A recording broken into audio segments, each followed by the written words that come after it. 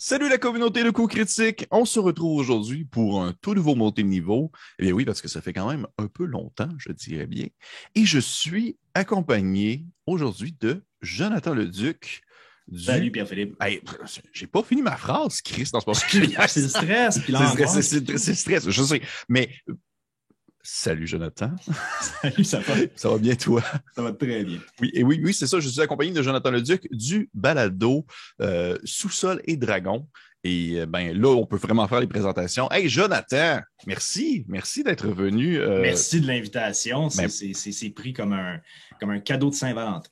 Ben écoute, si on était en février, ça serait parfait. Quoique, on ne sait pas quand est-ce que cet épisode-là va sortir. Qui sait? Mais oui, fait que c'est ça que je merci à toi d'être venu me discuter un peu de questions aléatoires. Et avant toute chose, parce qu'avant qu'on se lance bien sûr dans la série de questions pour les gens qui ne te connaissent pas et qui voudraient savoir, mais qui est ce gentil jeune homme à la calotte? Eh bien, mais regarde, c'est ça. Jonathan, Sous-sol et Dragons, mais qu'est-ce que c'est? Qu'est-ce que Sous-sol et Dragons? Qu'est-ce que tu peux me dire là-dessus? Ben, Sous-sol et Dragons, en fait, c'est un live play de D&D 5e édition qu'on a commencé en début 2022. Donc, on est 5 personnes dans mon sous-sol, chez nous, pendant que les enfants dorment, puis on joue à D&D ensemble. Puis on a accès... notre volonté derrière ça, c'est vraiment de travailler sur la narrativité de Donjons Dragons. Donc, il y aura des moments où les règles, des fois, vont être un peu moins tight que les fans hardcore des règles vont vouloir. Mais c'est assumé, on le sait. C'est un choix. Mais c'est ça. On est grande majorité des gens qui sont connus en improvisation. Plusieurs d'entre nous sont aussi comédiens de formation. Puis, notre focus vraiment, c'est d'essayer d'amener la meilleure histoire possible pour les gens qui le regardent ou qui l'écoutent et pour nous aussi, pour se surprendre puis pour triper à l'intérieur de ça. C'est très bien dit. C'est très bien dit. Je ne pourrais pas décrire la meilleure chose parce qu'effectivement, pour les gens qui écoutent présentement sur Montée de niveau, j'ai commencé Sous-sol et Dragons vraiment lorsque vous avez débuté dès le premier épisode et tout. Et j'attends à chaque fois impatiemment, chaque dimanche, pour écouter le prochain parce que je trouve ça très bon. Et je conseille fortement les gens qui sont intéressés d'aller jeter un coup d'œil. Pour de vrai, c'est mon genre de jam, justement, côté narrativité. Puis si jamais il n'y a pas trop de... Mettons que vous n'allez pas nécessairement vous astiner sur un concept de règle ou autre chose, parce que le but aussi, c'est de go with the flow puis de laisser aller le rythme pour que ce soit le plus fluide possible. Ben, c'est ça, c'est vraiment l'objectif. Puis à date, je suis content. J'ai rien dit que les joueurs ont détesté à date dans les règles. J'essaie de rester fair, d'un bord comme de l'autre. Mais merci de l'amour. C'est pris puis c'est redistribué à travers l'équipe. Parfait. Ben, tu leur diras, ça me fait plaisir.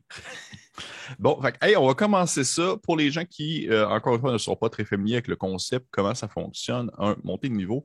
Bien sûr, j'ai mon invité avec moi. On a eu notre petite introduction, mais à partir de maintenant, comment ça fonctionne, c'est que je pige au hasard des questions que j'ai écrites avec le temps, qui m'ont été aussi proposées par les Patreons que j'ai sur Coup Critique, qu'on a sur Coup Critique. Et j'ai vraiment une série de questions, il y en a énormément. J'en ai, là, présentement, je vais en avoir au-dessus de 50, je pense. Et autant là-dedans, puis on va toutes les passer. Non, absolument pas. Non, mais on les pige au hasard. Et dans le fond, Jonathan va tout simplement répondre aux dites questions selon son envie, selon son rythme. S'il veut passer vite, on peut skipper ou s'attarder à une question et ensuite débouler en sous-questions si jamais celles-ci sont intéressantes. J'ai des questions aussi que j'ai écrites qui sont spécifiques à Jonathan. Donc, c'est possible que je pige une question qui va vraiment être vraiment concernée Sous-sol et Dragons ou concerner vraiment son processus créatif autour du projet. On va bien le voir. Ça se peut aussi que je pige uniquement des questions stupides. J'espère que non. Pour de vrai, j'espère que non. Je peux aller là, je vais te suivre, moi. Oui, ben c'est ça. C'est ça qui est le fun avec ce projet-là, c'est que ça va vraiment dans tous les sens. Fait que, est-ce que tu es prêt, Jonathan? Oui. Est-ce que je peux t'appeler Joe ou genre... Ben oui. En fait, normalement, après 15 secondes, les gens m'appellent Joe Leduc, puis ça reste comme ça. Parfait. J'accepte de la part de tout le monde.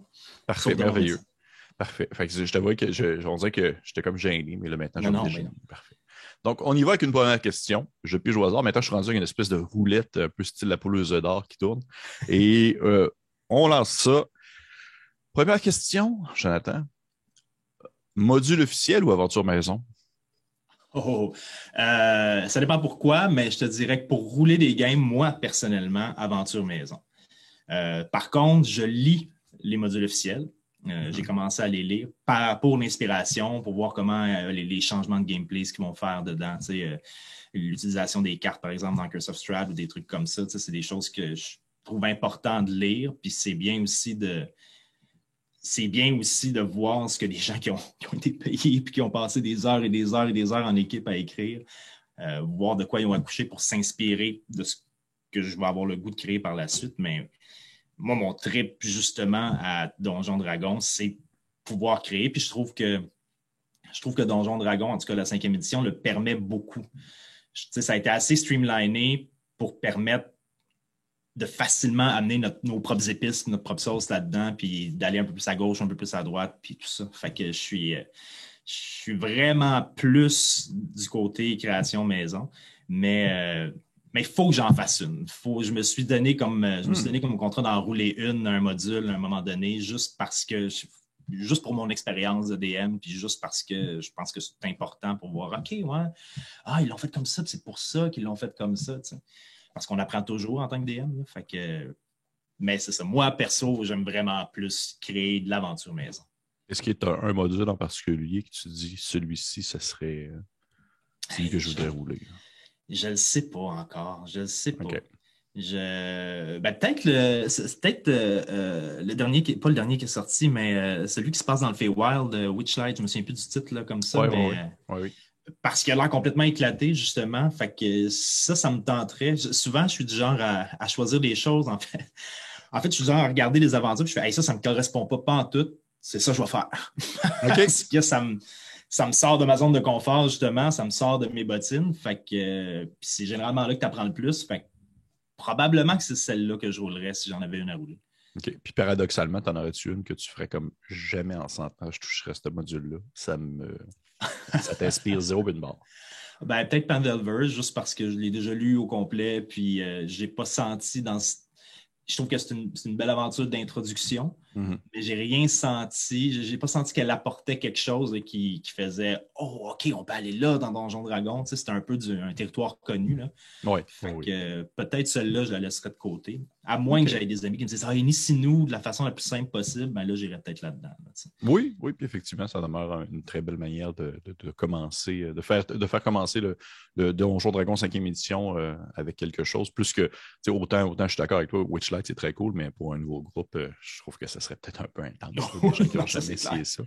Parfait. Donc, on va ainsi sauter sur une prochaine question. Déjà, très belle réponse. Merci. C'est exactement le genre d'approche verbale que j'aime bien avoir à l'émission. Tu as bien expliqué.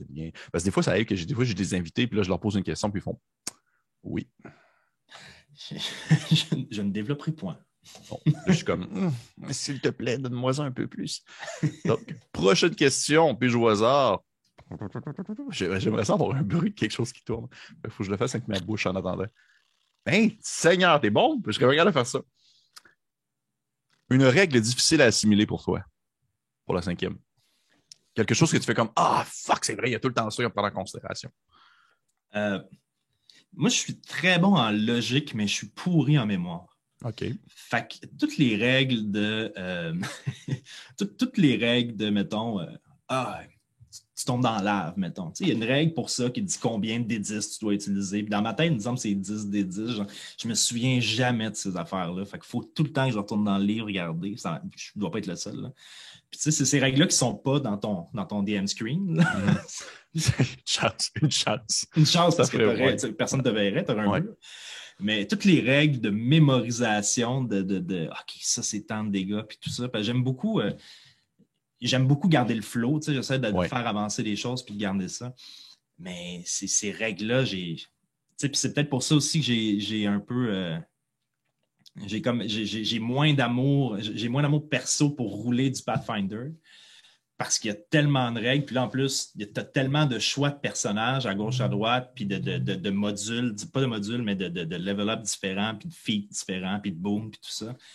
Que des fois, si le joueur me pose la question, je peux-tu faire ça? Je suis comme, attends, là, tes boom, tes affaires, ton CMB, tout ça. Là, je finis par me perdre. Fait que j'aime bien, j'aime bien le côté des ND5 pour ça, parce que ça revient. Ce que j'aime, c'est la narrativité, puis c'est le flow, puis c'est le fait qu'on avance. Fait que toutes les règles de mémoire, là, j'ai de la misère. Mais normalement, quand je prépare une game, puis je sais qu'il y en a une qui s'en vient, je me mets un post-it, là, je le mets à côté, puis tout ça. Genre, OK, la lave, là, faut que je m'en rappelle. 10 des 10. Si jamais il tombe dans la lave pendant cette game-là. Je tombe de 45 pieds, ouais. Attends, là, ça, c'est par pied. C'est ce genre de règle-là, c'est tout le temps comme, je m'en souviens pas. Mais non, règle générale, ça va, tu sais, même dans... Sinon, il y a le fameux qu'on oublie tout le temps, tu sais. T'as ton caster qui dit, je fais invisibilité, mettons, puis là, tu es en train de jouer, puis ça, puis là, puis je casse telle autre affaire, puis là, comme 2 tours après, tu fais, attends, là, tu viens, t'as fait, c'était un sort de concentration, fait que là, tu as casté un sort de concentration, puis là, il faudrait revenir, puis tu sais, ça nous arrive tout le temps, ça. Mais en même temps, je trouve ces règles-là tellement logiques que je suis comme, je reviens, puis on les réapplique, puis c'est correct. Tu sais. Ouais. C'est pas une frustration tant que. C'est plus une frustration envers moi de faire j'ai brisé le flow, j'ai manqué ce règle-là. J'ai manqué ce règle-là. Oh, ouais, je comprends. Écoute, je pense qu'on est pareil là-dessus. Est-ce que tu aurais le réflexe de dire que si un joueur tomberait dans la lave, il serait mort? ou tu ferais vraiment comme genre, OK, ben c'est du 10 des 10 par round de temps de lave? Ben, tu sais, mettons, en bas de niveau 5, tu tombes dans la lave, on s'entend que. Ouais, c'est ça, les regards, ouais. On s'entend que t'es mort. Là, okay. C'est un peu ça. Là. Ben, quoi que non, tu pourrais rouler 10 des 10 puis pogner juste des 1. Fait que non, je pense que pour le fair play, je ferais rouler. Puis, de toute façon, à la limite, ce moment-là crée un moment de tension. Tu sais. Mm-hmm. C'est le fameux moment où, shit, il est mort ou il est pas mort? Attends. Puis là, tout le monde est un peu stressé. Tu regardes dans le livre. OK, attends. Là, tout le monde entend juste le son des multiples dés qui roulent. Puis ils se fracassent entre eux. Eh oui. Fait qu'il y a ça aussi qui rajoute à l'histoire. Fait que je crache vraiment pas sur le gameplay tout ça. Au contraire, je trouve que sinon, je ne jouerais pas à D&D. Ça fait partie intégrante du jeu ou aux autres jeux. Là. Ça fait partie intégrante du jeu, puis c'est important, puis ça rajoute à l'histoire aussi. Mais c'est ça. Quand certaines règles font que ça ralentit l'histoire, c'est là que je suis comme ouais. Je comprends très bien. Puis là, avant qu'on se lance une autre question, parce que ça me passe par la tête, puis c'est exactement le genre de choses que je me dis. Y a-t-il une règle qui gère ça? Parce que je t'avoue que oui, je joue à Donjon Dragon 5, mais justement, je joue à beaucoup de jeux. J'ai vraiment on s'entend, j'ai comme un maximum de ce que je peux accumuler en termes de règles dans ma tête, dans mon esprit concernant certains types de jeux. Puis Donjon Dragon 5, il y a des règles que je les connais pas. Là. Il y en a que je suis juste comme genre, c'est pas grave. Mais je vais peut-être pouvoir me répondre, mais est-ce qu'il y a des règles, justement, dans ce contexte-là, où est-ce que la personne tombe dans la lave? Mettons qu'on reprend cet exemple-là. Y a-t-il des règles pour gérer comme l'équipement de la personne? Tu sais, on s'entend si c'était genre comme un gourdin ou comme des potions, ils vont comme péter, exploser. Si tu tombes dans la lave, le gourdin il va comme juste brûler, puis tu vas ressortir, tu vas être naked. C'est une bonne question. Je pense que l'équipement est comme... L'équipement à indestructible. C'est comment tu te transformes, mais là, mais pas là. Si tu veux-tu porter le poids ou non. Nous, on va par la logique. Là. Je ne mets pas d'encumbrance quand on joue. C'est juste qu'à un moment donné, si tu me dis que tu traînes 4 boucliers, je te dis non. Mais l'équipement est comme un peu laissé de côté dans des MD5. Même, ça ne me revient pas. Je ne peux pas dire non. Il faudrait que je retourne dans le Dungeon Master's Guide, probablement, que ça serait là. Peut-être dans le Player's Handbook, mais j'ai l'impression que ce code typique-là, ça serait là. Ou dans les forums. Peut-être dans les forums, oui. Mais écoute, c'était vraiment mon questionnement. Pour le reste, j'étais juste curieux de voir. C'est une bonne question, mais j'aurais le goût de dire que je pense que je le ferais. Mais tu sais, si c'est un item magique, il résiste plus parce que c'est un item magique. Faudrait... Mais tu me poses une colle, je vais réfléchir. Ça me pensait à ça parce que tu vois, là, je déroge tout le temps de mon concept. C'est comme si ça vire en discussion simplement. En même temps, si c'est le fun, tant mieux. Mais juste pour le dire, je me rappelle, là, je pense que j'étais au secondaire, c'était dans mes premières games de Donjon Dragon à vie, puis j'avais un joueur qui transportait littéralement comme un kit. Il y avait comme une espèce d'armoire on va dire, en sac à dos qu'il portait dans son dos, puis elle était bourrée de potions, puis de genre de trucs en vitre, puis plein de mixtures étranges et tout ça. Puis il était tombé comme du haut d'une montagne de plusieurs pieds. Puis je m'étais dit, mais ça me semble que ça aurait pété. Il me semble que tout aurait comme pété, explosé rendu là. À moins que tu aies un habersac là, qui contient tout. Ouais, mais non, c'était pas ça. C'était pas ça, il y avait sa petite ceinture. Ouais. Je sais pas, en tout cas, c'est dans mes questionnements Ben, je pense que ça vient aussi avec quel type de niveau de campagne tu veux jouer. Ouais. Tu veux-tu être dans tu veux avoir un feeling dread, excusez le mot anglais, là, mais tu sais. De survie, de oppressif. Puis tu veux te rapprocher d'un univers un peu Dark Soul ou quelque chose comme ça, ou tu es plus dans le happy fun fantasy, high fantasy que. Mm-hmm. Oui, c'est ça. Je pense que c'est ça. Ça doit être là la ligne, elle doit se définir à ces niveaux-là de type de partie que tu veux mettre de l'avant. Là, mais ce que je voulais dire, c'était qu'on saute à une autre question parce qu'il faut quand même comme y aller. J'espère tomber sur des questions qui sont vraiment spécifiques à toi. On y va. Prochaine question. Merci. Vas-y. Merci. Comment? OK, ouais, c'est spécifique à toi. Comment est-ce que tu as vendu ton pitch? T'envoies ton plan de match à tes joueurs. Comment est-ce que tu leur as présenté le projet? En fait, attends, laisse-moi retourner dans ma mémoire 2 secondes. Ça a commencé avec Benoît. Je pense que c'est la première personne à qui j'en avais parlé, c'était Benoît.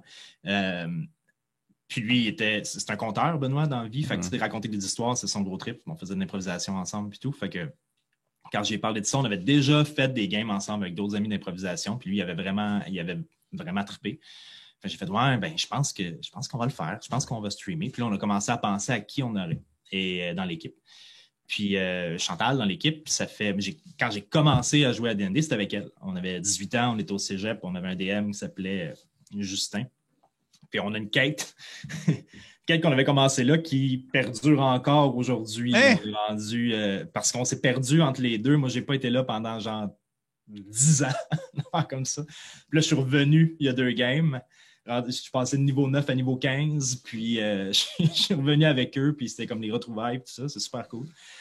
Fait que Chantal, ça faisait un bout on avait joué avec, puis tout, puis j'en avais glissé un mot aussi, puis elle a fait « Ah ouais, ça m'intéresserait », puis c'est ça. Après ça, ben, on s'est dit, ça a vraiment été comme ça, on est allé recueillir les gens, on a fait « Ah, Sophie, elle a jamais joué, mais on a besoin de chaos, fait qu'on va aller chercher Sophie, on sait qu'elle va nous apporter du chaos ».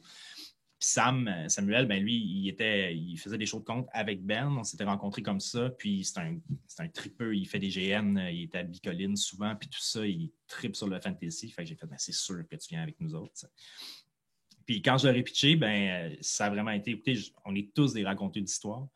Fait que c'est sûr qu'on part sur... Notre trip, c'est de raconter l'histoire la plus fun puis la plus dense qu'on peut raconter. C'est sûr que je veux approfondir vos personnages. Il va y avoir une trame narrative complexe qui va se développer, tout ça, puis ils ont tous allumé là-dessus. Puis on a pris d'autres décisions aussi, de choses qui vont se passer dans le stream que je ne veux pas spoiler, mais sur la narrativité, puis sur comment on va utiliser Donjons et Dragons, puis tout ça. Il y a des choses qui vont se passer là, dans le coin de l'épisode 10. Je peux dire ça. OK. Fait que tout ça, ça a motivé tout le monde, je pense. Puis c'est aussi ce qui nous a gardé en haleine là, pendant tout le temps de la pandémie, en fait, où on ne pouvait pas jouer parce qu'on voulait jouer en live. C'était brainstormer là-dessus, puis voir, OK, comment on va faire ça. Puis bien sûr que ça n'avait rien de ce que l'histoire serait, là, parce que sinon, ça serait plate. mais ils connaissaient le contenant. Ils ne connaissaient juste pas le contenu. Là, ils sont en train de découvrir le contenu. Fait que ça a été ça. Ça a vraiment été ça. Ça a été une réunion ensemble. Une session 0, en fait. Une grosse session 0. Oui, ben écoute, tant mieux, c'est vraiment le fun. C'est cool que ça a été comme vraiment une première personne, 2, 3, puis là, c'est comme vraiment un amoncellement, vous vous êtes retrouvés, puis là, ça l'a créé justement cet effet-là. Là, j'ai vu, on peut voir dans le fond dans vos vidéos, puis même dans je pense, l'espèce de vidéo 0 que vous avez faite avant le lancement, qu'on aperçoit comme un décor, un studio. Vous avez comme construit ça dans ton sous-sol, de ce que je comprends. Ce qu'il y a en arrière d'eux, quand j'enregistre, c'est vraiment mon sous-sol. Okay. En arrière, il y a comme des petits poids fluo là, qu'on n'utilise jamais avec un scuba. Puis tout ça, c'est vraiment, vraiment mon sous-sol. Là. C'est la porte qui est là. Tu es dans mon sous-sol, puis il y a du bois, des affaires qui traînent. On n'a rien construit. On a juste mis un flou en arrière. On se dit, hey, c'est beau ça. Ben oui, ça fait un job. Ça fait un match. Écoute, je ne suis pas là pour parler. Moi, je suis dans mon confort. On est comme toute la gang aux 4 coins du Québec. Fait que, je trouve ça très cool que vous puissiez vous retrouver ensemble et enregistrer autour de la même table. Là, c'est une expérience qui vaut de l'or. Puis ça, c'est drôle parce qu'on l'a vu, puis je veux dire, tu as dû le percevoir également aussi durant la pandémie, où est-ce que il y a tout le temps eu cette période où est-ce qu'on était exclusivement en ligne. Et là, quand tu te retrouves autour d'une table, là, l'effet que ça fait de faire comme oh, OK, c'était ça, là. Hey, C'était ça. Puis tu viens à l'oublier, hein? On jouait pendant la pandémie. Oui. Tu joues pendant la pandémie, puis à un moment donné, ça devient anormal, puis c'est correct. Oui. Puis là, quand la première fois que tout le monde s'assit autour de la table, il y a comme un... il se passe de quoi? Il se passe quelque chose. Il y a une magie là, qui vient d'arriver qui n'était pas là. Oh oui, écoute, ça demeure irremplaçable. Bon. Allez, on y va avec une autre question. Une autre question comme ça. On roule. Ça va, tu te sens bien, à l'aise, tout se déroule, parfait. As-tu un petit café? As-tu quelque chose à boire? Même pas, je suis nul là-dedans. J'oublie tout le temps de m'apporter de l'eau. Je peux-tu t'apporter quelque chose? Ça va être long, par exemple. C'est vrai. La magie du cinéma. Parfait. Prochaine question. On y va au hasard. Théâtre de l'esprit ou map? Ou carte? Théâtre de l'esprit quand je me suis fait avoir par mes joueurs. OK. Mais plus souvent qu'autrement, map. Okay. Parce que pour la stratégie, pour bien comprendre, l'ampleur du sort, puis où je me place pour pas pogner mes coéquipiers dans mon jet de telle affaire, ou dans mon Thunderclap, ou dans whatever, Thunder Wave, en fait, je devrais dire. Pour tout ce qui est prise en tenaille, puis tout ça, je trouve que j'aime beaucoup la carte pour ça. Puis j'aime ça faire les cartes aussi. J'aime bien rajouter des trucs derrière quoi ils pourraient se cacher. Rajouter des niveaux si je peux, une rambarde ou une montagne de roches, du terrain difficile en plein milieu de la carte pour que vraiment ça soit pas juste OK, ben on se met autour du gros méchant puis on varge dessus, mais que ça soit plus OK, où est-ce que je pourrais avoir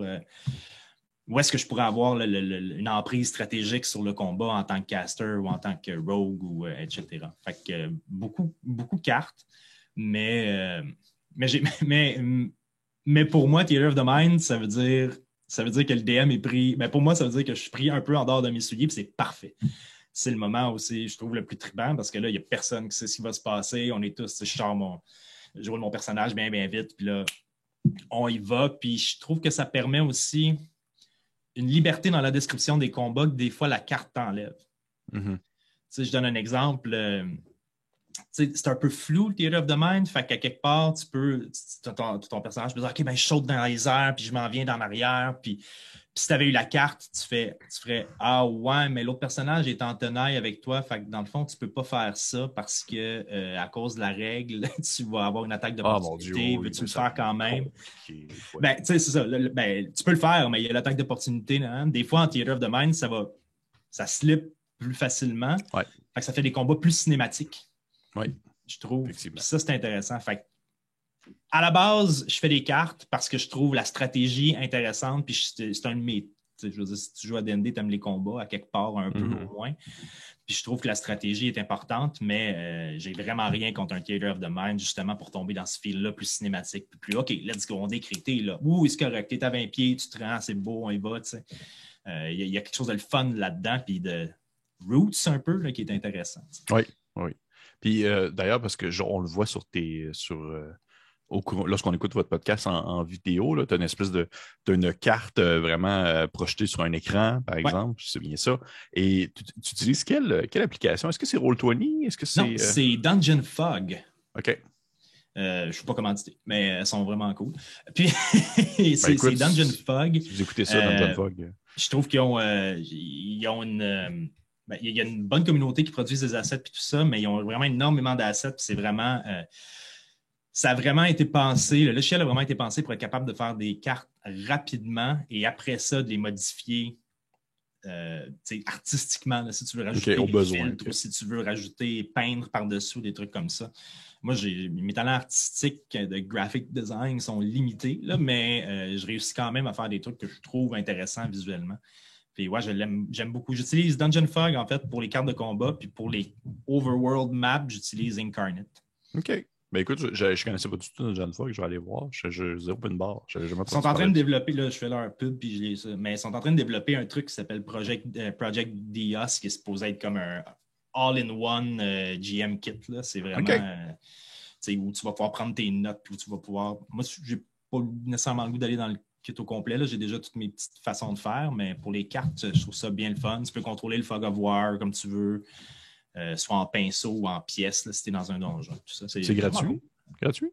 T'as un niveau d'accessibilité gratuit, puis après ça, ben, faut que tu, comme n'importe quoi, il faut que tu payes si tu vas avoir plus de trucs. Là. OK. Bon, ben écoute, on va mettre le lien sous la vidéo parce que pour de vrai, je suis curieux, j'avais jamais entendu parler de ça. En même temps, je ne suis pas non plus le plus connaisseur en termes d'application de map. Là, moi, j'utilise Albert Rodeo pour la simple et bonne raison que c'est tellement clé en main. Là. C'est comme tu l'as, c'est tout. Moi, quand je joue dans notre autre quête où je suis joueur, on est sur Roll20. Puis je trouve ça bien pour jouer online puis tout ça. Mais moi, comme j'ai mes gens autour de moi, je voulais vraiment juste quelque chose pour faire une carte qui puisse voir la carte puis jouer dessus. Je voulais pas toute la grosse application. Sinon, eux, ils ont accès à mon compte D&D Beyond pour avoir leurs stats puis tout ça. Leur personnage puis tout ça. Puis long. OK, très cool. Juste pour me rappeler, parce qu'en fait, c'est vraiment pour moi là, en même temps, parce que je suis comme curieux. J'ai vraiment une mémoire quand même visuelle un peu de schnout, mais est-ce qu'ils ont chacun comme un pad pour leur personnage ou c'est une feuille de personnage physique qu'ils ont? Soit sont sur leur téléphone, parce qu'il y a l'application téléphone, ou ils ont leur petit iPad. Ouais. Okay. Des fois, il y a le laptop, mais on essaie de le tasser là, pour pas que ça les cache, mais règle générale, c'est ça. Puis moi, sur un des écrans sur le côté, j'ai tous leurs personnages allumés aussi si jamais il y a un contentieux. Là. OK. Fait que tu peux voir quand elles sont sur le bord de claquer ou. Oui, c'est ça. Excellent. Prochaine question, Jonathan. Prochaine question. Ça va bien. Malheureusement, encore une fois, on ne passe jamais à cette question. Ça y va au hasard. OK. Ça, je l'aime bien parce que ça vient me toucher directement dans mes valeurs de rôliste. D&D, oui. Mais quoi d'autre? J'ai été sur, j'ai commencé en 3.5, puis j'ai eu un gros hiatus où j'ai pas joué parce qu'il n'y avait personne autour de moi qui jouait. On dirait qu'on a vécu la même chose. Ouais, c'est ça, j'étais seul. Puis après ça, je suis tombé en 5e. J'ai touché à Pathfinder un peu, mais tu sais, 3.5 Pathfinder, on s'entend que c'est la même racine. Et là, je roule du D&D beaucoup, mais je suis en train de. Là, je vais avoir l'air préparé, mais j'ai mes livres à côté de moi. Je suis en train de lire d'autres trucs que je vais essayer, comme Blades in the Dark, qui m'intéresse particulièrement. Puis j'avais gagné, là, je vais faire une plug pour quelqu'un d'autre, mais j'avais gagné dans un concours des Drôlistes, un exemplaire de Shadowrun 5e édition. Oui. Que je suis en train de passer à travers aussi. Mais. De par la densité des deux univers, là, ça risque d'être Blades in the Dark là, qui va tomber sur ma table le plus rapidement parce que c'est un univers quand même un peu plus simple. Puis c'est un univers, je sais pas si tu dois connaître, là, j'imagine, tu connais presque tout, toi. Blades, ben là, franchement, arrête. T'es omniscient, arrête. Blades in the Dark, je connais de nom, je connais de lecture, mais j'ai jamais joué par contre. Et, c'est ça, moi non plus. Là, j'ai lu, là, je suis en train, il me reste un bout à lire. Ouais. Mais j'ai pas joué encore, mais je trouve le système intéressant. Je trouve la façon qu'il approche je vais revenir avec narrativité, là, mais je trouve la façon qu'il approche le storytelling intéressante aussi. Tu sors directement dans l'action, tu fais ton score, ce qu'il appelle, puis tu jettes directement dedans. Il n'y a pas de création de monstres, puis tout ça, il n'y a pas de statistiques de monstres. C'est vraiment l'influence de tes jets de dés, de ton pool de D6, dans le fond, qui va faire que ça fonctionne, que ça ne fonctionne pas. Puis il y a le Devil's Bargain qui est vraiment intéressant, qui peut te rajouter un dé. Si par exemple, tu as une idée de OK, comment je pourrais expliquer ça, le Devil's Bargain? En fait, c'est OK, j'ai un deal avec toi. Tu tentes de faire telle chose. Tu vas avoir un dé de plus pour réussir, mais dans l'histoire, on réalise que ce fantôme-là, par exemple, que tu essaies d'amadouer, dans le fond, c'est ta tante, puis elle t'en voulait. Puis là, ça change quelque chose. Un genre de push your luck. Là, comme... Exact, c'est ça. Fait que c'est très, très, très intéressant. C'est dans un univers de roublard, puis en fait, c'est un monde détruit dans une ville qui s'appelle Duskvol, puis il y a des esprits, puis il y a juste des gens qui essayent de faire du mieux qu'ils peuvent pour survivre, puis faire de l'argent. Fait que c'est tous des magouilleurs et des tueurs et des certains, pas chaman, c'est pas chaman le terme, mais Ghost Whisperer, me semble, qui parlent à des esprits, puis tout ça. Puis c'est vraiment sombre, un peu gritty, mais en même temps très, très versé vers l'action. Fait que j'ai bien hâte d'y toucher. OK. Shadowrun, ça va venir après. Shadowrun, j'ai vraiment le goût. J'aime l'univers, mais là, tu sais, l'affaire avec Shadowrun, c'est si tu veux rester dans l'univers de Shadowrun, il faut que tu comprennes comment toutes les grandes compagnies puis les méga corporations fonctionnent. Puis C'est là que ça devient plus touché. Tu as des jeux de rôle que leur univers est étroitement lié souvent au fonctionnement que le jeu va. Comment est-ce que le jeu va fonctionner. Puis des fois, ça vient qu'il faut que tu assimiles une quantité d'informations incroyable à la même manière que, par exemple, Warhammer ou des jeux comme ça où est-ce que tu as un univers et tu es comme, ah mon Dieu, c'est tellement de stock. Alors que je sais que Blade in the Dark, justement, tu es très, très libre dans ta modulation de l'univers en soi puis de créer ta ville comme tu le veux. Mais c'est le genre de jeu que j'aimerais beaucoup essayer. J'ai déjà lu d'autres jeux parce qu'ils ont comme une licence qui fait en sorte que c'est un. Que oui, tu peux Forge in the Dark. En fait. Oui, exactement. Puis j'ai lu d'autres jeux, c'est ça, dont un en particulier, qui c'est une espèce de jeu qui s'appelle. Voyons, j'ai un blanc. C'est pas grave. Mais c'est des aventures un peu à la X-Files. Fait que t'es comme exemple un bureau d'investigation, puis ton but c'est de régler des situations de ce genre-là qui fonctionnent avec ce type de règles-là. Mais Blades of the Dark me fait de l'œil depuis un bout de temps, je t'avouerai. C'est vraiment comme. Ouais.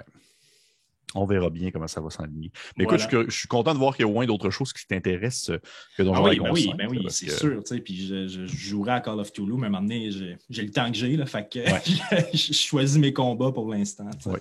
Puis, c'est pas dans mes questions, mais maintenant qu'on est la porte ouverte, je suis vraiment curieux. Est-ce qu'il y a un jeu que tu as lu et ou essayé, puis tu as fait genre, ouf, non, ce n'est pas pour moi? Non, pas encore. OK. Pas encore, mais j'en ai pas, tu sais, comme je te dis, j'en ai pas essayé encore assez à mon goût, là. Mais non, il n'y a rien qui. J'ai surtout été dans le D&D à date, puis je te dirais à mon grand désarroi, c'est pas volontairement, c'est juste que la vie a fait ça de même. Mais non, il n'y a rien. Puis tu sais, même à la lecture à date, il n'y a rien que j'ai fait. Non, je suis moins fan des trucs épisodiques. Tu sais, tout ce qui est un ensemble de one-shot, c'est probablement super cool en fait, mais on dirait que j'ai pas le goût de m'investir là-dedans si je me dis que je vais peut-être juste jouer une game et que ça va être fini. Tu sais, j'aime le côté campagne, j'aime le côté on a un rendez-vous maintenant. Tu sais. Développement de personnage, développement de exact, c'est ça. Puis évolution c'est ça. Puis tout ce qui est très. Tu sais, Call of Cthulhu, ça m'intrigue vraiment parce qu'il y a un gros feeling de. J'ai regardé des live plays de Call of Cthulhu beaucoup parce que je trouve que l'univers est le fun, puis je trouve que le côté un peu, on devient de plus en plus fou, puis on est de plus en plus. Tu écouté un des miens? J'ai-tu écouté un des. J'ai. Pas encore, mais je vais le faire. Non, écoute, t'es pas obligé. Pas encore. Non, mais j'écoute ce que vous faites. C'est même pas de la têterie ou quoi que ce soit. J'écoute ce que vous faites, mais j'ai pas écouté. Là, présentement, je me suis remis à Obélien. J'écoute beaucoup des choses. Je regarde beaucoup comme je viens de me regarder ton top 20 récemment parce que j'étais vraiment intrigué. Puis j'étais comme, vas-tu dire Blade? J'ai aimé ça, mais. Puis c'est ça. Là, d'ailleurs, il y a Troika que tu parlais dans ton top 20 que j'étais comme, OK, ça aussi, il faudrait que je me trempe là-dedans. D'autant que Marie-Christine qui fait nos visuels, il a joué récemment au Festival Draconis. Au vrai? C'est vraiment cool. Ah, elle a joué avec tu jouais comme genre avec Marika, Elisabeth Simpson. J'aurais le goût de te dire oui, mais je me souviens plus des noms. Mais je pense que oui. OK. Mon Dieu, le monde est petit quand même quand on pense à ça. Hein? C'est fou, on est une petite communauté. C'est vrai, on est une petite communauté. Mais écoute, pour vrai, je te disais pas ça pour ça, j'étais vraiment juste curieux. Là. C'est moi qui suis curieux. Non, j'ai pas. Mais non, mais j'en ai pas vu encore, mais pour sûr, je vais le faire. J'ai surtout vu en anglais, en fait, les plays de Call of Cthulhu. J'avais vu quand Critical Role l'avait fait pour Critical Role, entre autres, et tout ça. Puis, je trouve l'univers tellement cool. Mais c'est ça, j'ai pas. Je suis aussi du côté des DM, fait que ça veut dire que si je veux jouer, il faut que je me claque. Fait que bon. non, je comprends. Je comprends. Mais écoute, pour le reste, c'est le genre de choses qui me comment je pourrais dire, qui me stimule énormément. Ça a été mon premier jeu hors D&D, ça a été Call of Cthulhu. C'est là-dedans que j'étais plongé. Ça me ferait plaisir de t'en parler plus amplement si tu as besoin de quelque chose ou autre. Je ne baigne que là-dedans. Là. Déjà, je pourrais te dire que si jamais justement, la question de l'apprentissage du système et tout ça est comme on va dire la tâche souvent la plus difficile parce que Call of Cthulhu, s'en demeure que oui, il y a l'univers, mais c'est un univers qui se trouve à l'intérieur d'une autre. Fait qu'il y a comme une partie qui est quand même plus facile à porter, je trouve. Il y a des alternatives qui offrent la même expertise, le même mood, la même ambiance, mais avec un système de règles beaucoup plus léger. J'en ai parlé quelques fois sur la chaîne, ça s'appelle Cthulhu Hack. Je ne sais pas si ça te dit quelque chose, mais c'est un système de jeu qui peut ressembler beaucoup à D&D à un certain point, dans le sens que tu as 6 statistiques, 6 caractéristiques plutôt, et lorsque tu fais un jet, ton but, c'est de lancer le plus bas possible en dessous de ta caractéristique pour accomplir une action. Pour vrai, je trouve que c'est vraiment plus facile à prendre en main que le PB, le Basic Role Playing Game de Call of Cthulhu qui est du pourcentage. Bref, je m'éloigne dans mes paroles parce que là, tu me lances sur quelque chose. Là, pour ça. Je m'abreuve à tes paroles. Écoute, on en rejasera, ça va me faire plaisir pour de vrai. C'est le genre de choses que oui, j'aimerais ça. Prochaine question, parce que là, c'est toi qui es interviewé, c'est pas moi qui parle. T'as-tu des superstitions de partie? Exemple, admettons, le dé là, qui pogne tout le temps un, puis tu fais comme ah, lui, puis là, tu le changes. Là. Tu le mets dans une cage à dés, puis là, tu changes le dé. Moi, je suis bien orgueilleux avec mes dés, fait que je suis comme non, tu vas enrouler un bon. OK. Tu vas le forcer. Okay. Tu n'auras pas la maîtrise sur moi, fait que je ne vais jamais au casino, tu comprends là? Mm-hmm. Mais j'ai-tu des superstitions de partie? Pas avec les dés. Attends, là, je pense à ça. Non, tu vois, ça n'a pas été, ça fait pas partie de moi, ça. J'assume que je suis dans un jeu de hasard malgré tout, tu sais. Okay. Je vais essayer de prendre les meilleures décisions possibles ou celles qui coïncident le plus à mon personnage, mais j'ai pas. Puis je pense qu'autour de ma table, il n'y a personne qui en a pour l'instant. C'est peut-être juste parce qu'ils n'ont pas assez de kits de dés, remarque. Ou autre chose, mais tu sais, pour vrai, il y en a, soit t'en as ou t'en as pas, là, mais c'est pas plus grave que ça. J'étais juste curieux de savoir s'il y en avait. En fait, peut-être que tu allais me sortir de quoi, genre, ah ouais, à chaque début de game, on se lance du sel par-dessus l'épaule. On brûle de la sauce. Puis on espère que ça se passe bien. Donc, prochaine question, Jonathan. Yes. Ça tourne. Ton prochain objectif, là où tu voudrais t'améliorer en tant que DM? Oh! Prochain objectif, là où je voudrais m'améliorer. Ça serait d'aller découvrir d'autres univers. OK. Première des choses, ça serait ça, pour pouvoir être inspiré par plein de trucs. Il y a même tout ce qui est Space Opera, je n'y ai pas touché encore, puis j'aimerais ça. Là. Space Opera Mothership, c'est pas nécessairement Space Opera, là, mais les Starfinder de ce monde et tout ça, c'est des univers auxquels je n'ai pas touché, puis j'aime beaucoup. Je trouve que c'est pour moi, créativement, là, qui est toujours baigné dans ma formation, puis tout ça, dans créer des affaires, puis écrire des trucs, je trouve ça important de ne pas rester juste dans un univers. C'est pas parce que tu fais du fantasy avec D&D, par exemple, que tu peux pas aller piger ailleurs pour faire un épisode qui est vraiment, justement, qui se rapproche de quelque chose de vraiment plus horrifique, où tu peux utiliser, il y a tellement de stock dans D&D que tu peux utiliser pour faire ça, tu sais. Ou même quelque chose qui laisse entrevoir, un épisode qui est plus scientifique dans D&D, tu sais, nous, notre monde, là, ça, dépendamment d'où les gens sont rendus, on est au Moulin des Lys, puis on est dans le bois, fait que ça fait pas très scientifique pour l'instant, mais vous allez découvrir plus large à un moment donné, puis il y a ces éléments-là qu'on veut apporter à l'intérieur du monde, puis à l'intérieur de l'univers.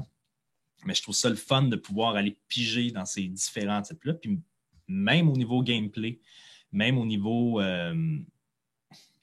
règles, des fois, quand tu fais un jeu spécial. Par exemple, je vais prendre un exemple de base, mais tu fais une chase dans D&D, mais il y a quand même une façon de faire une chase là, qui s'impose sur les règles de D&D, mais quand même, cette façon-là existe. Mais après ça, il n'y a rien qui dit que tu arrives dans un univers, là, je vais dire d'inventer des choses, mais dans un univers anthropique où la magie est complètement déréglée, puis là, tu peux arriver avec un nouveau set de règles pour ce moment-là parce que c'est complètement pété, mais c'est intéressant, ça met tes joueurs dans un autre univers, sont un peu débalancés, fait que généralement, il y a tout le temps des bonnes choses qui sortent de ça.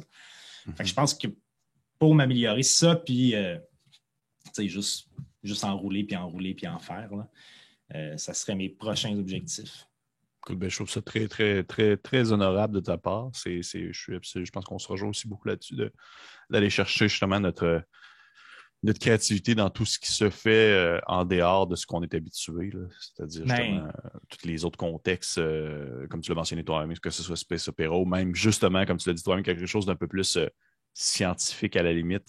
Des fois, c'est très difficile à aller chercher, mais en même temps, justement, il y a beaucoup d'apprentissage à faire là-dedans, puis il y a beaucoup de reconnaissance par la suite, là, d'être capable de se dire ah, du sulfite, ça fonctionne comme ça dans cette game. Mais, tu sais, ne serait-ce que t'es un ranger, ou t'es un ranger ou une druide ou whatever, puis t'es herbaliste, tu sais, puis t'as plusieurs plantes, par exemple, on y touche un peu.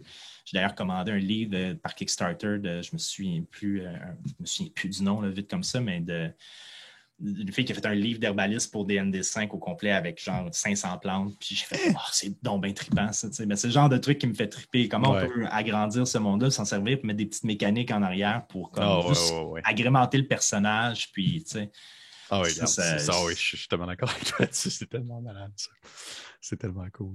J'ai reçu un livre justement aussi que j'ai eu d'un Kickstarter aussi, que c'est tout ce qui touche pour la 5e édition, la spéologie, fait que c'est tout ce qui en tient avec le souterrain, puis l'utilisation des cordes, puis ça, je suis comme, mon Dieu, oui, c'est-tu Exalted Funeral? C'est ça, la maison d'édition? Non, c'est pas Exalted. Non, toi, je pense que tu parles de Low Life, je crois, le magazine. Parce qu'il y en a deux. Il y en a un qui est vraiment pour la 5e, mais il y a Low Life qui a été vendu chez Exalted Funeral, qui est plus OSR, c'est plus général, mais c'est aussi très cool. Tu as tout l'équipement qui est mentionné, tout ce que tu dois avoir pour pouvoir justement aller dans les souterrains et tout ça. Ça permet de rajouter justement ce petit côté. Tu demeures, oui, dans la fantaisie, tu demeures dans l'imaginaire, mais un petit côté où est-ce que on dirait que c'est comme plus crédible. T'as comme un. Oui, c'est ça. Ouais, puis je l'ai remarqué quand vous avez eu il y a eu une session en particulier, dans une de vos games, où est-ce que vous avez commencé justement à name-dropper des plantes pendant qu'elle cherchait votre personnage, puis j'étais comme genre, qu'est-ce que c'est hot pour de vrai? Oui, l'iradianil. Oui. C'est pas juste comme genre une plante verte ou une plante rouge. Non, vous avez commencé vraiment à sortir des noms, puis j'étais comme, c'est là que tu te rends compte que tu te sens vraiment investi dans ce qui se passe, puis tu as vraiment l'impression que tu vis une histoire, oui, qui demeure fictive, mais qui demeure, on va dire, crédible dans son déroulement. Oui, puis de découvrir des. Tu sais, je trouve que ça revient à la question du début que tu m'avais posée de t'es-tu plus module ou t'es-tu plus aventure maison. Ce que j'aime aussi de ça, c'est je vais leur sortir des trucs que même s'ils avaient lu tous les modules de D&D, ils ne peuvent pas savoir parce que ça vient d'ailleurs, tu sais, ça vient d'un autre truc. Puis je pense qu'il y a ça aussi, comme Chantal et Sam ont beaucoup joué à D&D, tu sais, je suis conscient de ça que je veux pas juste leur amener des créatures qui existent dans D&D déjà. Je veux pas juste leur amener des plantes ou des trucs qui existent. T'sais. Ils savent qu'un troll, ça prend du feu. T'sais. Fait que genre, je veux comme me permettre de sortir de ça puis leur apporter des choses qui font différent pour eux et qu'ils vont pouvoir découvrir. Écoute, on pourrait starter là-dessus pendant des heures, mais puisqu'on est dans un montée de niveau, on va piger une autre question. Yes! Ça, c'est fait. On lance. Ça choisit au hasard. Ah, bon. La classe dans D&D 5 que tu trouves peu inspirante.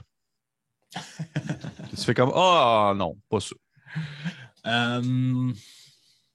Pour l'instant, je t'avouerais que puis j'ai fait exprès d'en mettre un dans ma campagne pour ça, mais Artilleryst, ça me fait pas triper. J'ai plein d'amis pas plein d'amis, mais j'ai des gens autour de moi qui ne jurent que par cette classe-là. Quelle classe? Excuse-moi, je n'ai pas compris. J'ai étudié à bonne affaire. Là, je me mélange peut-être en français. Un artificier? Artificier. OK. Artificer. C'est Artilleryst, je pense que c'est un de ses sous-classes. Tu vois à quel point je la méprise? Non, mais c'est ça. Tu veux dire, OK, oui, la classe de marde, c'est ça que tu voulais dire. C'est ça, là. Non, mais j'ai relu les sous-classes, puis tout ça. Puis pour vrai, il y a des affaires cool, Battlesmith, pas Battlesmith, mais en tout cas, celui que tu peux avoir ton canon toi-même ou des trucs comme ça. Il y a des affaires vraiment, vraiment cool, mais je sais pas, elle me parle pas. Fait que il y a un de nos personnages, un des personnages que je contrôle qui l'est. Je me dis, je vais m'en mettre un. Si ça arrive, je vais le jouer, puis je vais voir qu'est-ce que j'aime et qu'est-ce que j'aime pas. Tu sais. Mais c'était comme la classe qui me faisait le moins triper. Mais après ça, j'ai une vision bien open des classes, au sens où mettons, au début, une des classes qui me gossait un peu, c'était Paladin à cause du hôte qui était obligé de suivre. Puis après, je me suis dit, ouais, mais ça se tweak, là. Ben oui, ça se tweak. Au sens. Tu sais, c'est ça, comme, tout se tweak au final, puis c'est juste que au début, quand je voulais, j'étais comme, ouais, mais ça se tweak, mais tu sais, c'est comme, comment je vais balancer ça, comment je vais arriver. Puis à un moment donné, j'ai fait, hey, pour vrai, je vais juste essayer, puis au pire. Tu sais, au pire, ça marche pas, puis on s'en rend compte, puis... Mais fait que là, ça commence à m'intriguer beaucoup. J'aime bien aussi, tu sais, tout ce qui est considéré comme poche, là, comme un Ranger avec Beastmaster, là, qui est considéré comme low level puis pas très bon parce que là, ils l'ont tweaké récemment, là, mais c'était considéré comme pas très bon parce que dans le fond, ton familier, il est pas super fort puis tout ça. Je suis comme OK. Mais si mon joueur veut vraiment faire ça, puis qu'il y a un background avec ça, puis qu'il y a une histoire avec ça, on va s'organiser pour qu'il soit cool. Puis si on est rendu niveau 5, niveau 6, puis me rend compte qu'il est vraiment débalancé, ben solution facile, trouver un objet qui va le ramener.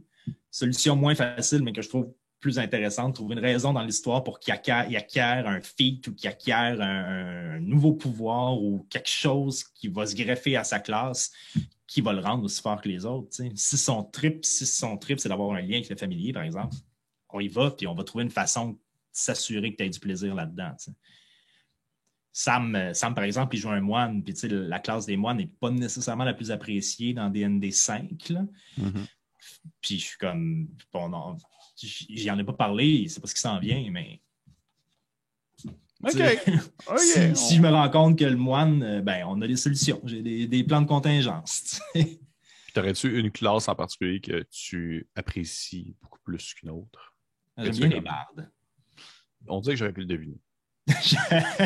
J'aime bien. Puis le pire, c'est que j'en ai joué un pour une campagne qu'on avait commencé. Je pense qu'on a joué 2 fois, puis j'ai pas pu continuer. C'est un alphelin barde un peu à l'attitude un peu chaude, genre sud-américaine, qui se vengeait tout le temps en donnant des coups de pied à ses tigres. En tout cas, c'était quelque chose.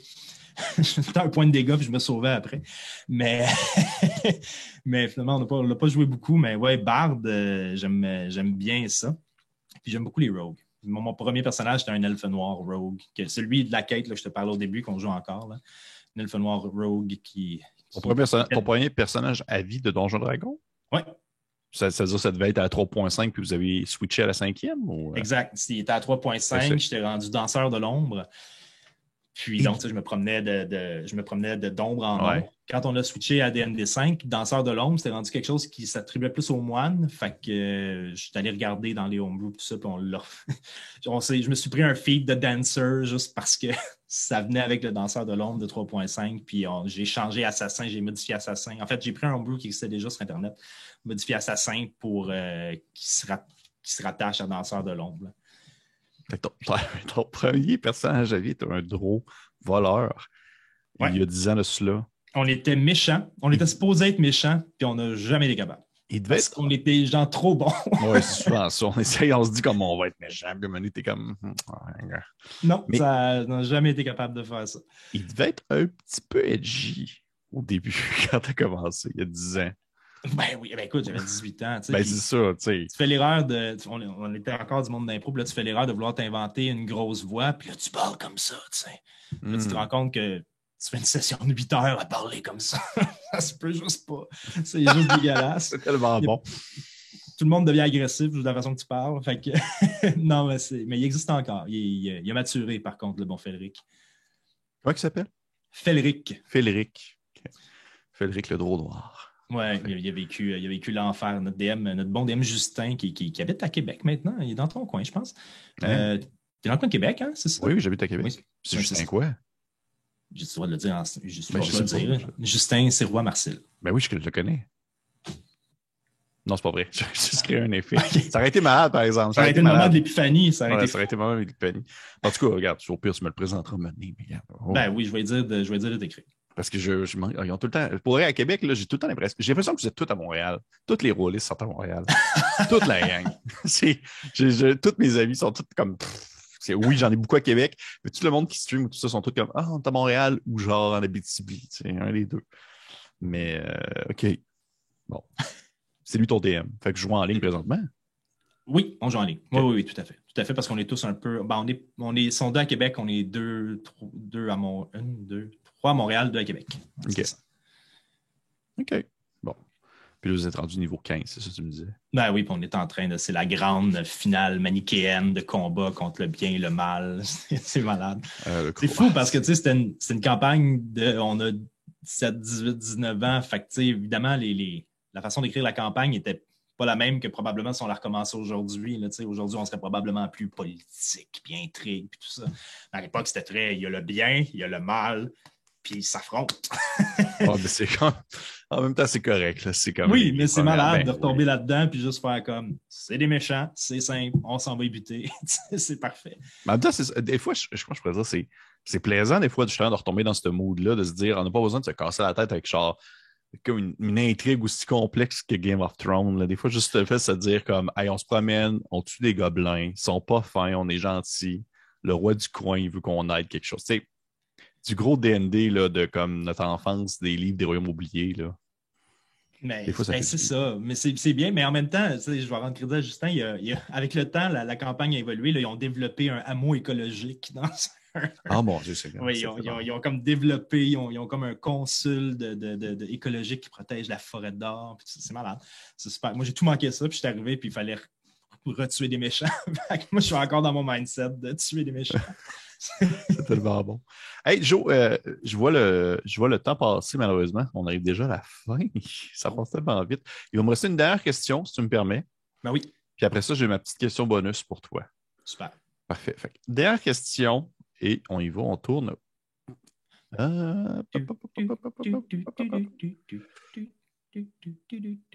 Est-ce que tu pourrais me nommer des sources d'inspiration, justement, au niveau que ce soit des romans, une BD, une série, bref, des œuvres fictionnelles qui t'ont servi d'inspiration, justement, pour le projet? Tout à fait. Je lisais déjà quand même du fantastique avant. Ben, j'ai lu les classiques. J'ai lu Seigneur des Anneaux quand le premier film est sorti, je suis tombé là-dedans et j'ai fait OK, c'est ça le fantastique. Euh, puis, je dirais dans les 2-3 dernières années, j'ai lu les 3 premiers de Salvatore de Oui. Drizzt. Donc, c'est pas les 3 premiers chronologiquement, je pense qu'il est écrit, là, mais les 3 premiers où tu le vois naître, puis jusqu'à temps qu'il s'exile de Menzo Berranzan, puis tout ça, qui m'a ouvert l'esprit sur plein de trucs. Là, puis avant, je snobais un peu tout ce qui était directement relié, littérature reliée à Donjons Dragons, parce que je me disais, ça va être un peu gimmicky, puis ça va être un peu. Ils vont comme caler les sorts, ça va être un peu lourd. Puis finalement, non, Harry Salvatore, il y a une raison pourquoi il a été si populaire, c'est que c'est bien écrit quand même. Oui, c'était bon, c'était solide. C'est très bon. J'ai lu Witcher aussi. J'ai lu les 3 ou 4 premiers. Là. Je pense qu'il me reste Lady of the Lake puis le dernier à lire. Récemment aussi, j'ai lu Anan de Lily Boisvert. Je ne sais pas si tu as vu ça, mais Lily Boisvert, là, qui était chroniqueuse féministe, puis tout ça, qui a écrit un livre dans un univers fantastique où le matriarcat, en fait, prend de l'importance. C'est comme si en fait, souvent dans le fantastique, ça reste souvent les hommes qui sont proéminents, surtout quand tu lis du fantastique des années 70 et tout ça. Là. Puis elle a écrit une trilogie, en fait, fantastique avec son héroïne qui s'appelle Kaoli, qui se passe c'est ça, qui se passe dans son univers qu'elle a créé, dans son univers qu'elle a créé. Ça n'a pas rapport à D&D, mais c'était super intéressant, surtout pour le développement des personnages féminins, puis d'avoir une autrice aussi qui écrit dans cet univers-là. Il y en a, mais il n'y en a pas tant que ça, puis une autrice québécoise en plus. Moi, je le conseille, c'est le fun, c'est une bonne lecture. Puis là, j'ai juste lu le premier, je vais aller m'acheter les 2 autres. Mais c'est vraiment cool. Puis je trouve que c'est important aussi, quand je dis de s'inspirer de plein d'autres endroits, je trouvais la démarche vraiment importante. Puis je trouve que pour moi aussi, si je veux développer des personnages féminins, je suis un gars blanc, fait que c'est bon d'aller lire je trouve ça bien d'aller lire des femmes qui écrivent sur des personnages dans un univers fantastique pour voir comment c'est abordé, puis tout ça. Fait que ça m'a inspiré aussi beaucoup. Puis là, il faut que je me lance dans Brandon Sanderson. Tout le monde me parle de Brandon Sanderson, il faut que je le dise comme il faut, mais celui qui écrit Mistborn, puis tout ça. Tout le monde me dit que c'est l'auteur fantastique à lire présentement. Celui qui a un Kickstarter présentement, qui est comme le Kickstarter le plus financier au monde. Parce que j'ai vu. C'est très possible. Ouais, J'ai vu je quelque pense chose que c'est passer lui. récemment avec des Ouais. livres secrets. Là, c'est peut-être lui. Ouais, je pense que c'est lui. Puis que c'est genre, ça n'a pas de Brandon bon sens. Sanderson, ouais, Ça n'a c'est pas de ça. bon sens. Là. C'est comme. Ben, semblerait-il que son système de magie, je l'ai pas lu encore, mais semblerait-il Ok. qu'il a développé un système de magie là, qui se rapproche de l'alchimie et de l'utilisation des pierres, des runes. En tout cas, ça a l'air que c'est vraiment très, très bien fait. Puis il y a différents trucs. Là. Il y en a qui sont il y en a qui se passent dans l'espace, il y en a qui se passent dans un univers un peu post-apocalyptique, mais dans le fantasy quand même. Bref, Ok. c'est mes prochaines lectures, là, ça va être là. Très cool. Mais merci Joe pour En fait, là, tu m'as fait découvrir plein de choses. Il y a des mots pas des mots, mais des auteurs ou autrices que je ne connaissais pas dans ce que tu m'as mentionné. Donc, je vais aller jeter un coup d'œil, c'est sûr. Moi aussi, je suis à la recherche de l'inspiration dans la lecture. Et juste avant de conclure sur ma question bonus, parce que je suis curieux et parce que ça fait partie un peu des. Je t'avoue que c'est le feel et c'est le mood que ça m'a donné quand j'ai commencé à écouter votre série. Il y avait comme un petit quelque chose qui me rappelait. Tu vas peut-être me dire, wow, ça fucking pas rapport, Pépé, t'es cave. Tu pourrais me dire ça serait correct. Là. Mais il y a un petit quelque chose qui me faisait vraiment penser, genre, au Québec d'antan, avec genre les camps de bûcherons, puis le bois. Puis j'étais vraiment comme, on s'en va-tu là-dedans? J'étais comme, on s'en va-tu dans ce mood-là de comme camp de bûcherons, avec genre, j'imagine comme justement, il y a une de vos thumbnails, d'un de vos épisodes, tu vois comme les bûches Ouais. empilées une par-dessus l'autre. Puis j'étais vraiment comme, qu'est-ce que ça feel comme genre Québec 1920, là? Témistère, la province dans laquelle ils sont présentement, je te Oui. dirais que le nord de Témistère, il y a beaucoup de l'inspiration de ça. Quand on a commencé, en fait, je dis tout ça, je me spoil. Je me spoilerai pas pour ça. Quand on a commencé, une des questions que je me posais, c'est comment adapter le fantastique au Québec, parce qu'on s'était dit déjà, de prime abord, on s'était dit, on joue en québécois, on joue pas en français international, on prend la décision de jouer en québécois, ça là. Parce que souvent, même dans l'autre game qu'on joue, on joue avec un français parlé propre et Mm-hmm. un peu genre traduction de film. T'sais. Puis là, on s'est dit, non, c'est du fantastique. De toute façon, cet univers-là n'existe pas. Fait que tant qu'à prendre un univers qui n'existe pas, tout aussi bien de parler dedans en québécois parce que on va être plus à l'aise dans nos improvisations. Puis on s'est tous donné ça comme ligne directrice. Puis on a fait. Puis ça m'a inspiré, veux pas. J'ai fait, OK, ben, vu qu'on joue en québécois, puis tout ça, rentrons le Québec un peu dans ce qu'on va faire. T'sais. Puis c'est comme ça, je te dirais que c'est comme ça présentement dans le coin des Moulins d'Hélice, puis plus vers le nord, c'est ça. Mais quand on va descendre vers le sud un jour, c'est différent. Les villes sont plus cosmopolites. Il y a 6 provinces dans le monde de Signa, puis j'ai fermement l'intention que les 6 provinces aient cette couleur différente. Là. OK. Mais oui, effectivement, t'es pas con au cas. Okay. Effectivement, dans les Moulins d'Hélice et dans cette vibe-là, il y a du Québec. Ça, c'est clair. Bon, ben tant mieux. J'étais content. Je trouvais ça le fun. Je trouvais ça rafraîchissant, en fait. J'étais comme genre, ah ouais, j'aime ça.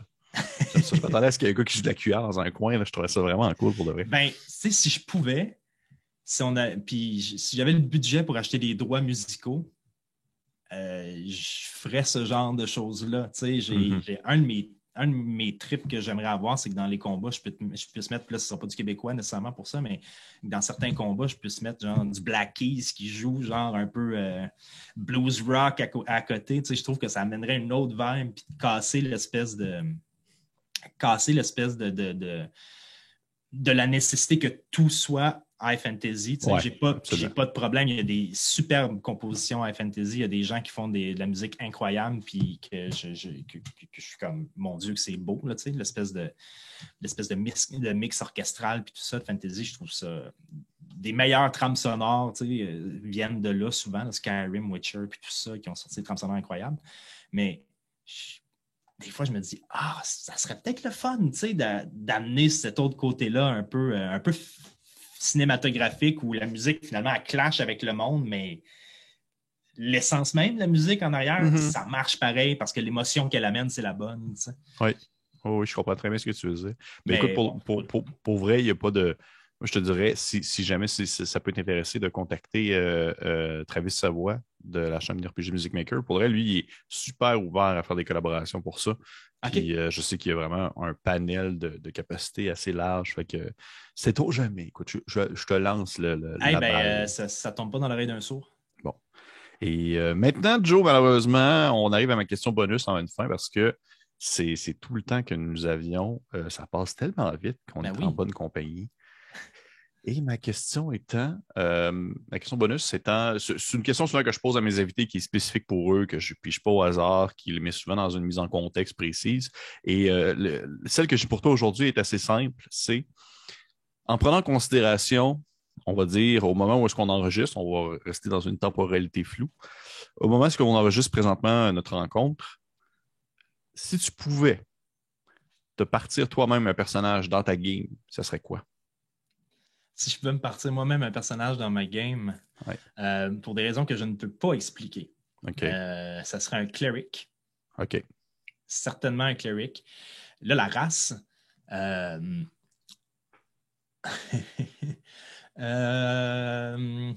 la race, ça serait probablement un cleric tieflin. Pourquoi? Tu peux pas le Je peux dire. pas l'expliquer. Ni la race, ni la classe. Je peux pas l'expliquer. OK. Le tieflin, je peux-tu l'expliquer? Hey, c'est lore heavy, par exemple. Mais, mais parce que les tieflins dans mon univers... attention à ce que tu dis.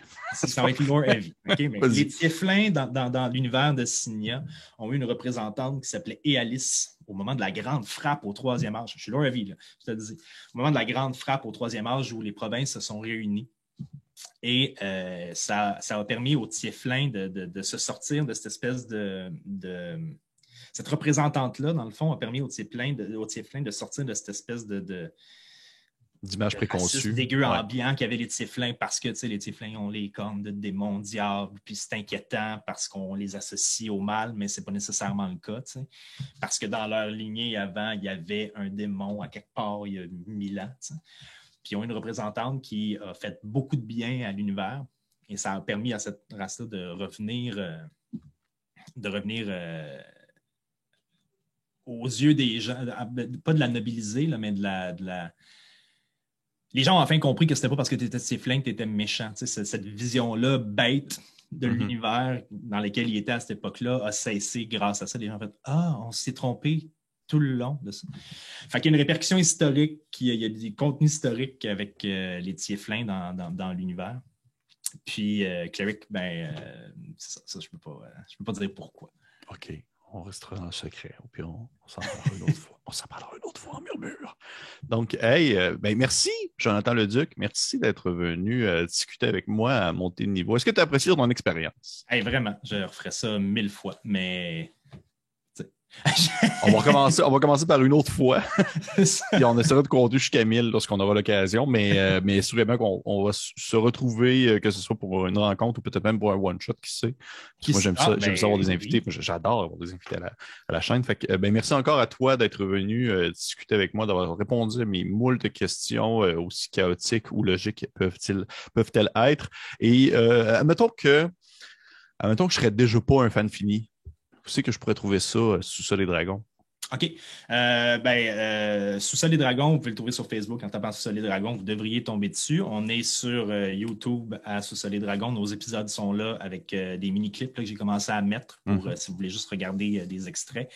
On est aussi sur tout ce qui est podcast, donc Spotify, Google Cast, iTunes, Boxcast, en sont pratiquement toutes là.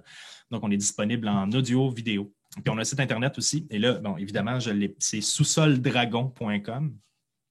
J'ai pas mis le « et », c'est mon erreur. Mais sous-soldragon.com qui vous permettrait d'avoir des images des joueurs, de savoir d'où ils viennent un peu, puis tout ça. Je mets les épisodes récents sont updatés, le site est tenu à jour aussi, mais le commun des mortels, généralement, Facebook, YouTube, ça va le faire. Bon, mais parfait. Fait que merci. Quand vous avez la chance, abonnez-vous. J'ai eu le temps de le dire, là, je vais le dire. Abonnez-vous, ça nous aide à se faire connaître encore plus. Puis si vous voulez laisser un commentaire, on est super ouvert, on aime bien ça les lire. Puis souvent, ça me donne des idées pour la suite. Je laisse toujours des commentaires et j'espère que les gens vont en laisser aussi. De toute façon, on va mettre les liens dans la vidéo, c'est sûr et certain. En dessous de la vidéo, dans la description ici, ils vont être présents pour avoir accès à Sous-sol et Dragons. D'ailleurs, moi, je suis souvent ça. Je suis souvent là pour les premières. Mettons, quand vous faites le dimanche, puis là, je marque comme « Je suis là! » Puis là, il est comme en lettres majuscules. Mais il n'y a personne qui me répond. Je suis un peu triste. Mais... je vais essayer de te répondre. C'est parce que souvent, on enregistre les dimanches en même temps que l'épisode sort. Ah bon, oui, je comprends. On ne peut pas être là, mais c'est dans l'éventualité où on ferait un live à un moment donné. On s'est dit on va comme mettre le rendez-vous au même moment. OK. Écoute, pour l'oreille, très cool. Je vous encourage fortement à aller voir. Et pour les gens qui ont apprécié, bien sûr, cette rencontre, cet échange entre Jonathan et moi-même, de se monter de niveau, je vous considère, comme il l'a dit lui-même, de commenter, liker, partager. Vous pouvez également vous abonner si ce n'est pas déjà fait. Et pour les autres, eh bien, on se dit à la prochaine fois. Au revoir. Bye bye.